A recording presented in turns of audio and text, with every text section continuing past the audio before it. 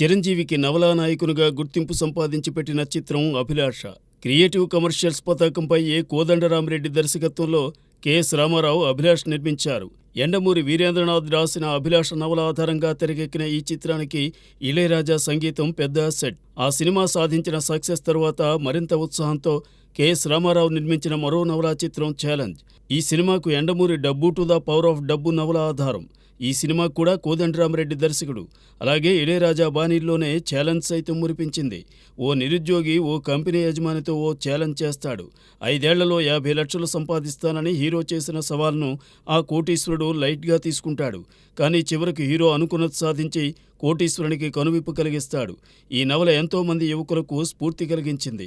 అలాగే challenge cinema సైతం విశేషంగా ఆకట్టుకుంది. 1984 ఆగస్టు 9న విడుదలైన ఛాలెంజ్తో చిరంజీవికి నవలా నాయకుడు అన్న టైటిల్ స్థిరపడింది. ఆ తరువాత మరిన్ని నవలా చిత్రాల్లో చిరంజీవి నటించి అలరించారు.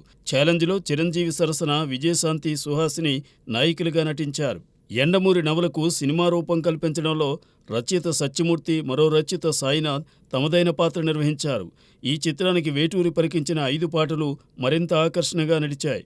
ఇందులో విజయశాంతి గ్లామర్తో పాటు నటనతోనూ ఆకట్టుకున్నారు. ఇక సుహాసిని అంతకుముందు చిత్రాల్లో కన్నా కాసింత గ్లామర్ డోస్ పెంచి మురిపించారు. రావు గోపాలరావు, సిల్క్ స్మిత, గొల్లపూడి మారుతీరావు, రాజేంద్ర ప్రసాద్, సాయి కుమార్ ఇతర ముఖ్య పాత్రల్లో కనిపించారు. ఈ సినిమా మంచి విజయం సాధించింది. కొన్ని కేంద్రాల్లో శతదినోత్సవం జరుపుకుంది.